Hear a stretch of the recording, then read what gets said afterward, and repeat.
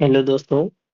तो हमने कल विद्युत धारा के बारे में पढ़ा था और विद्युत धारा वाला जो चैप्टर चल रहा था, क्या उसमें हमने विद्युत शक्ति के बारे में कुछ डिस्कस किया था। विद्युत शक्ति क्या होती है और कुछ इंपॉर्टेंट फॉर्मूले देखे थे। और ये चैप्टर कल ही लगभग पूरा हो गया था। इस चैप्टर में कुछ इंपॉर्टेंट क्वेश्चन बचे हुए थे जो आज हम इस क्लास में फिनिश करेंगे। ठीक है, तो देखो क्वेश्चन क्वेश्चन है। 400 वाट अनुमत का कोई विद्युत रेफ्रिजरेटर 8 आवर यानी 8 घंटे प्रतिदिन चलाया जाता है। 3 रुपए 3 रुपए 1 किलोवाट आवर इस 1 किलोवाट आवर की दर से इसे 30 दिन तक चलाने के लिए ऊर्जा का मूल्य ज्ञात करना है अपन को। ठीक है, मूल्य होगा। तो देखो क्या दिया हुआ है आपको, विद्युत शक्ति दे रखी है, पी का मान दे रखा है 400 वोट। ठीक है, और समय दे रखा है 8 घंटे, मतलब 8 घंटे प्रतिदिन, मतलब एक दिन कितना चलाया जाता है, 8 घंटे। तो देखो हम यहाँ से क्या करेंगे, विद्युत ऊर्जा जो व्यय करेगा वह एक दिन में वो निकाल देंगे, तो निकालेंगे। तो फ्रिज द्वारा एक दिन में व्यय ऊर्जा कितनी होगी, उसके लिए मैंने कल एक सूत्र बताया था, शक्ति इंटू समय बटे 1000। और शक्ति किस में रखना है, वाट में रखना है, और समय को घंटों में रखना है। तो देखो शक्ति का मान कितना दे रखा है 400 वोट, तो यहाँ 400 वोट रख दिया। और समय कितने दे रखा है घंटों में, 8 घंटे। ठीक है, बटे 1000। तो कितने आ जाएंगे इनको हल करने पे, 32/10 बराबर 3/2 यूनिट। अर्थात मतलब वह जो फ्रिज है, जो फ्रिज चला रहे हैं वह एक दिन में कितने यूनिट खर्च करता है, 3.2 यूनिट खर्च करता है।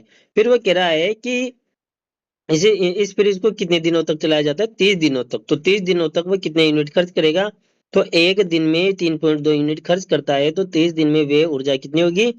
तो ऊर्जा बराबर 3.2/10 देखो इस यहाँ ये 3.2 है यूनिट, इसको मैं ऐसे लिख सकता हूँ ना, 3.2। और 30 दिन में खर्च करेगा तो वो 30 से मल्टीप्लाई करेंगे, इस जीरो को हटाएंगे तो यहाँ आ जाएंगे 10, तो इस वजह से ये ऐसे लिखा है।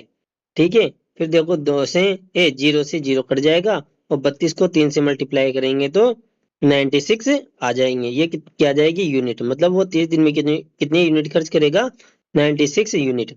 फिर उसने कहा है कि एक दिन का खर्चा, मतलब 1 किलोवाट का खर्चा कितना दे रखा है, 3 रुपए। मतलब 1 किलोवाट या 1 यूनिट का खर्चा 3 रुपए है। तो उसने 30 दिन में कितने यूनिट खर्च किए, 96 यूनिट। अर्थात तो 96 यूनिट का खर्चा कितना होएगा, तो देखो 1 यूनिट का खर्चा दे रखा है 3 रुपए, इसलिए 96 यूनिट का खर्चा होगा 3 × 96 बराबर 288 रुपए। अर्थात उस फ्रिज को 30 दिनों तक चलाने पर 288 रुपए का खर्च आएगा। ठीक है, तो इस तरह से आपको मूल्य निकालना है, और क्या कहते हैं, यूनिट भी निकालने हैं। ठीक है, उसके बाद अगला क्वेश्चन देखो, 2 ओम 3 ओम 4 ओम तथा अमीटर को जोड़कर एक परिपथ का नामांकित चित्र बनाइए। तीन प्रतिरोधों को श्रेणी क्रम में जोड़ना है। तो देखो इसने 3 प्रतिरोध दे रखे हैं और एक अमीटर दिया है आपको, तो एक 2 ओम का, एक 3 ओम का, एक 4 ओम का प्रतिरोध दे रखा है, और एक अमीटर दे रखा है, और कहा है कि इनको जोड़कर एक परिपथ तैयार करना है। तो देखो आपको पता ही है इसे कि एमीटर को हमेशा किस किस क्रम में जोड़ते हैं, श्रेणी क्रम में। और जो ये प्रतिरोध दे रखे हैं उनको किन क्रम में जोड़ना है, श्रेणी क्रम में। तो कैसे जोड़ेंगे, देखो ये 2 ओम 3 ओम और ये 4 ओम के तीन प्रतिरोध हैं, इनको ये जो आपस में जोड़ दिया है श्रेणी क्रम में। फिर अमीटर को भी जोड़ना था, तो यहाँ अमीटर को लगा दिया, ये प्लस वाला सिरा, ये माइनस वाला सिरा।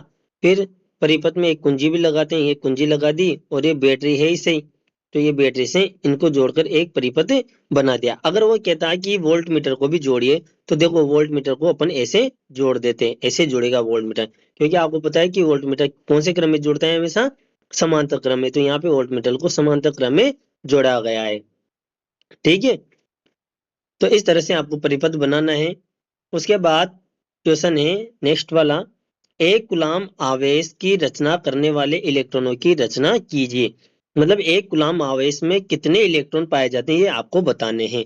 तो देखो कि दिया क्या हुआ, क्या दिया है अपन के लिए, कूलाम आवेश कितना, देखो कूलाम आवेश का सूत्र होता है पहले तो Q बराबर N, ये एक सूत्र होता है आवेश का, ठीक है। तो कूलाम आवेश कितना होता है, Q बराबर N ही होता है। तो अपन को N बराबर क्या निकालना है यहाँ पे, देखो Q बराबर N ही है, तो Q यानी तो है कूलाम, N बराबर है इलेक्ट्रॉनों की संख्या और E है इलेक्ट्रॉन पर आवेश। तो अपन को इलेक्ट्रॉन की संख्या निकालनी है तो N का मान ज्ञात करना है, तो N बराबर क्या हो जाएगा, Q अपॉन E। और N बराबर देखो Q का मान कितना लेना है, एक कूलाम, मतलब Q का मान कितना रखना है, एक, तो एक रख देंगे, और E बटे में है इसे तो E रख देंगे। और एक इलेक्ट्रॉन पे कितना आवेश होता है, 1.6 इंटू 10 की घात माइनस 19 कूलाम।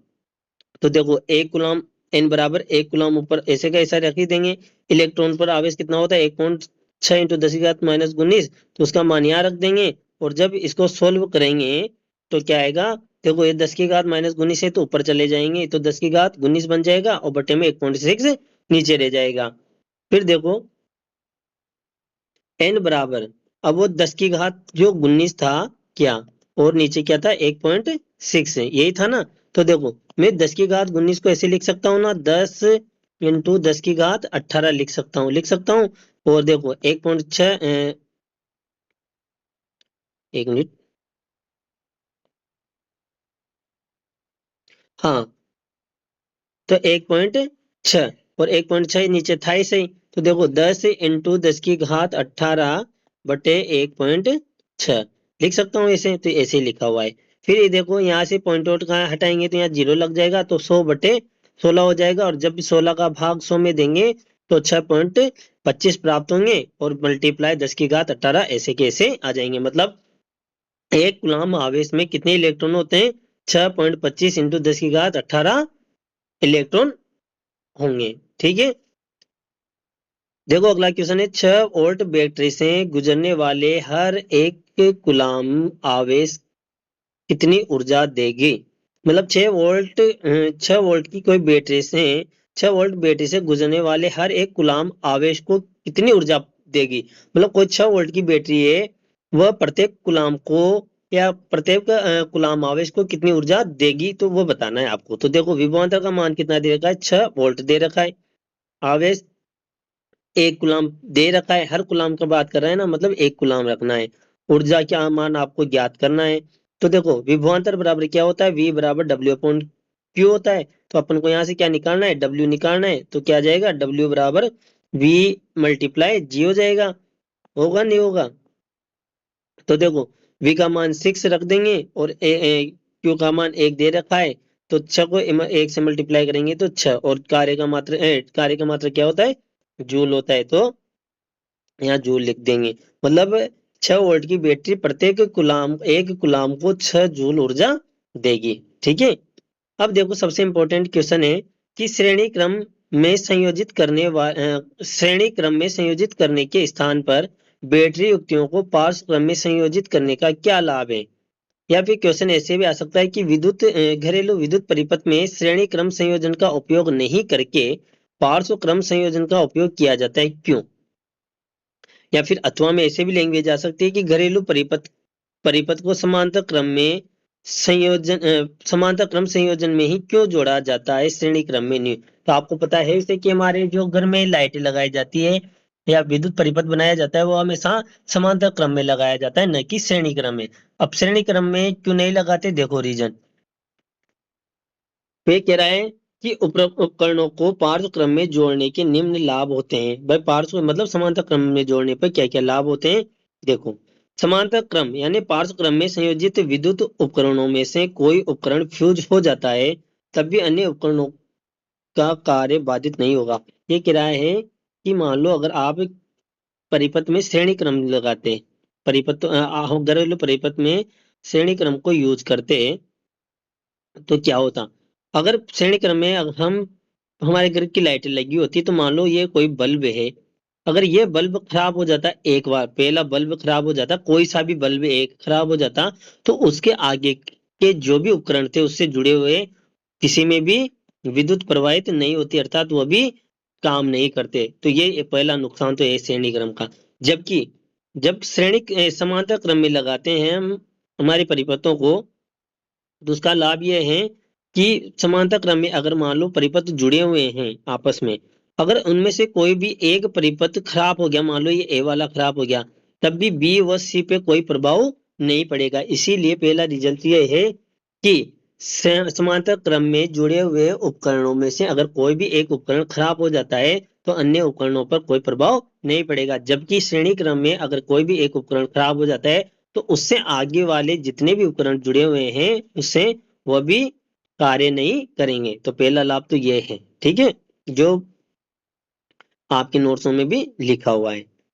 ठीक है, दूसरा कार्य है, दूसरा उपयोग क्या है समांतर क्रम का।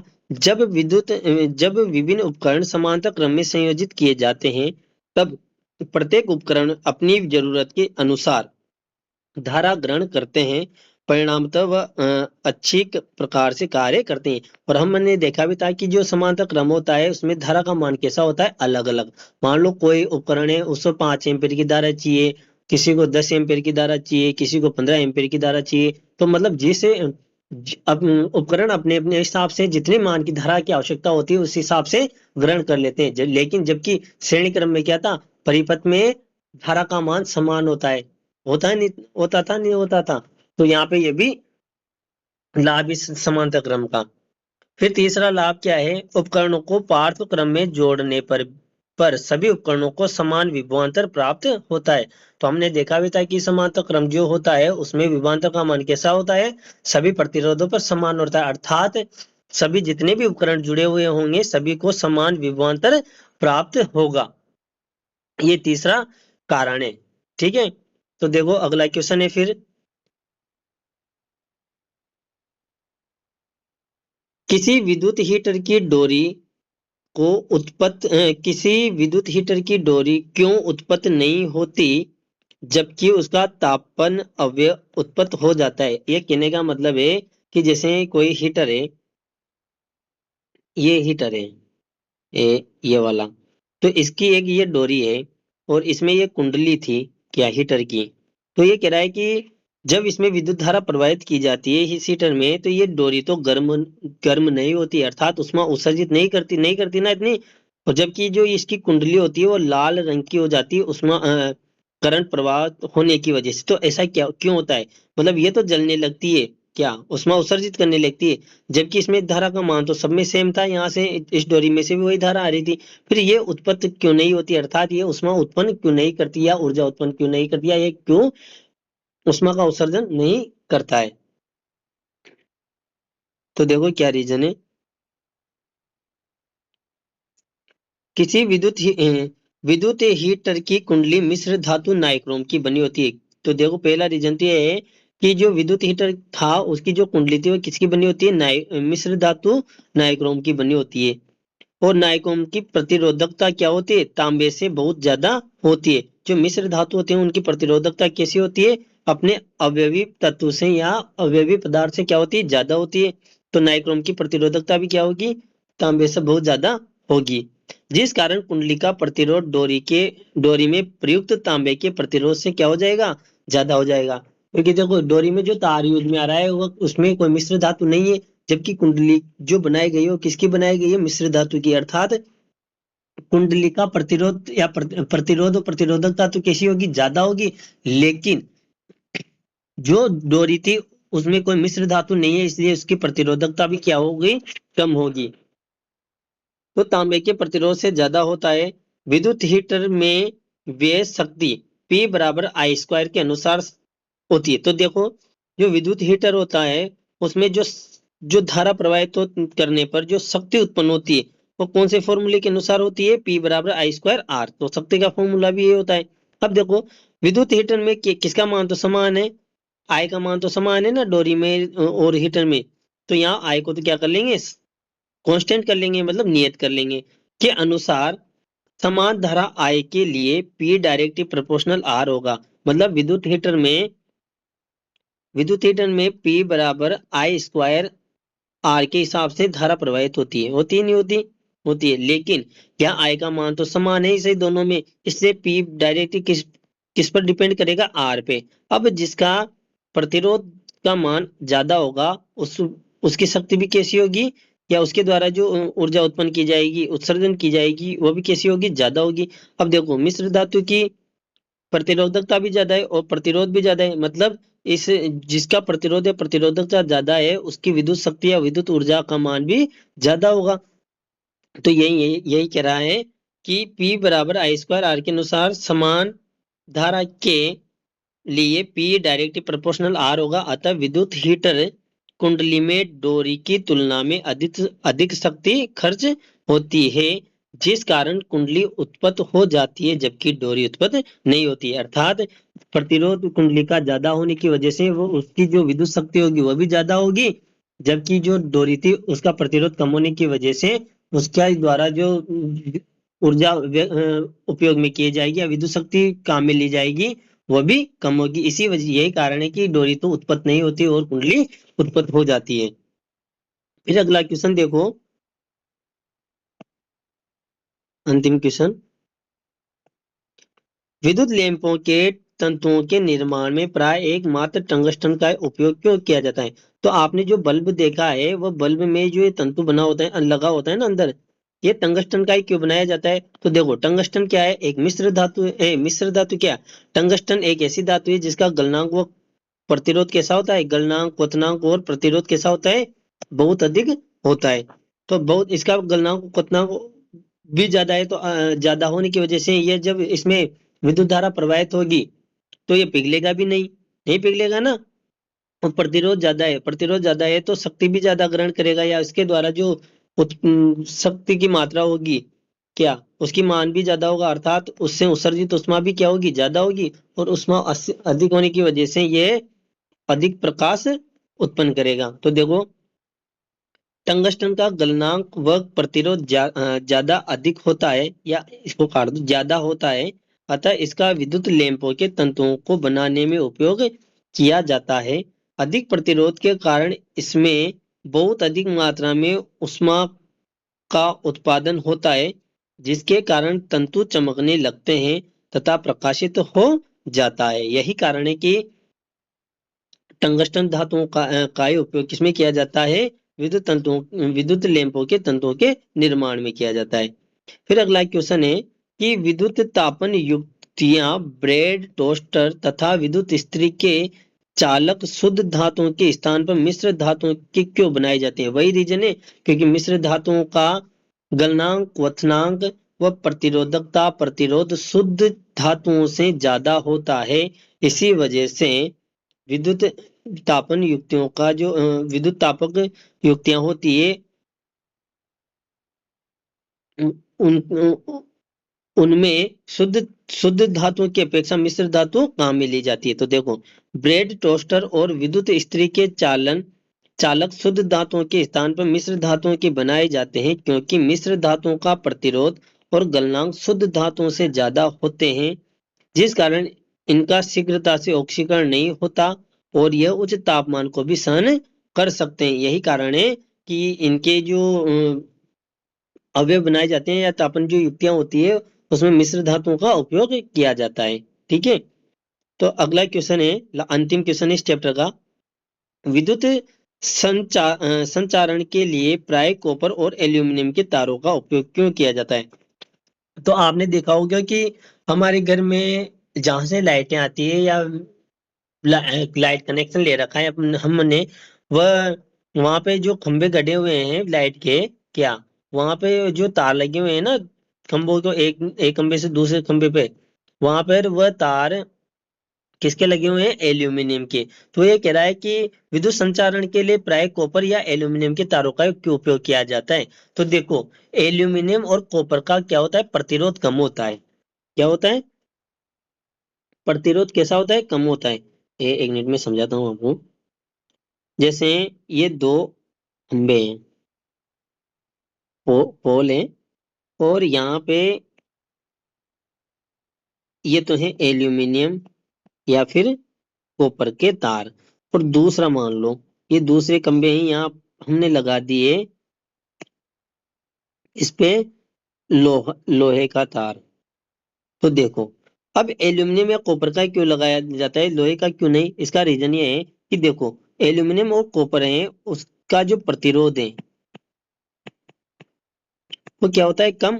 जबकि जो लोहे का प्रतिरोध होता है वो क्या होता है, ज्यादा। अब अगर मान लो यहाँ ज्यादा प्रतिरोध होता है या लोहे की तार लगा देते तो इसका प्रतिरोध ज्यादा है, मतलब अगर यहाँ से अपन इस खंबे से 5 एम्पियर की धारा प्रवाहित करते तो इसका प्रतिरोध ज्यादा होने की वजह से ये अधिक शक्ति, अधिक मात्रा में ऊर्जा उत्सर्जन करता, करता नहीं करता, क्योंकि इसकी शक्ति भी ज्यादा होती, क्योंकि उष्मा या ऊर्जा या शक्ति किस पर डिपेंड करती है, प्रतिरोध पर। अब इसका प्रतिरोध ज्यादा है, मतलब यहाँ पे उष्मा का उत्सर्जन भी ज्यादा होगा। तो देखो अगर यहाँ प्रतिरोध ज्यादा है, उष्मा का उत्सर्जन ज्यादा होता, तो ये धारा यहाँ से, जो ये यहाँ से 5 एम्पियर की धारा थी, अगर यहाँ तक पहुंचती तो 5 एम्पियर की नहीं रहेगी, कितनी रह जाती, 1 एम्पियर की रह जाती। तो देखो कितनी हानि हो गई, एक खंबे से दूसरे खंबे तक लाइट को भेजने में ही 4 एम्पियर की हानि होगी, 4 एम्पियर की हानि होगी। अगर देखो, अब देखो ये दूसरे जो एल्यूमिनियम और कॉपर की तार है, इनके प्रतिरोध कैसा है, कम, अर्थात इससे जो उष्मा का उत्सर्जन होगा इनके तारों से, वो क्या होगा, इसकी अपेक्षा तो कम होगा ना, इसकी अपेक्षा तो, क्योंकि इसका प्रतिरोध भी कम है। अब मान लो यहाँ 5 एम्पियर की धारा भेजी, अब इसका प्रतिरोध कम है तो यहाँ पे उष्मा का उत्सर्जन भी क्या होगा, उष्मा कम उत्सर्जित होगी। अर्थात अगर हम यहाँ से 5 एम्पियर की भेजते हैं तो इधर हो सकता है अपन को 4 एम्पियर प्राप्त हो जाए। तो देखो यहाँ तो 1 एम्पियर की हानि हुई और यहाँ 4 एम्पियर की हानि हो रही थी, तो यहाँ से यहाँ तक भेजने में 4 एम्पियर की हानि हो जाती, तो देखो कितनी मात्रा में विद्युत खर्च हो जाती बिना काम लिए ही। तो हमें नुकसान होता नहीं होता, होता ना, तो हमारे घरों तक जो लाइट आती है वो पहुंच ही नहीं पाती। इसीलिए यही कारण है कि एल्यूमिनियम और कॉपर का जो प्रतिरोध है वो कम होता है, और इसकी कम होने, प्रतिरोध कम होने की वजह से इसका, इसके द्वारा उत्सर्जित ऊष्मा भी क्या होगी, कम होगी, मतलब इसकी शक्ति भी कम होगी। इसलिए विद्युत ऊर्जा का स्थानांतरण आसानी से हो जाएगा, कम ऊर्जा की हानि के भी। तो देखो पढ़ते हैं क्या लिखा हुआ है। कॉपर तथा एल्यूमिनियम के तारों का प्रतिरोध न्यूनतम होता है, इसलिए इसका उपयोग विद्युत संचारण के लिए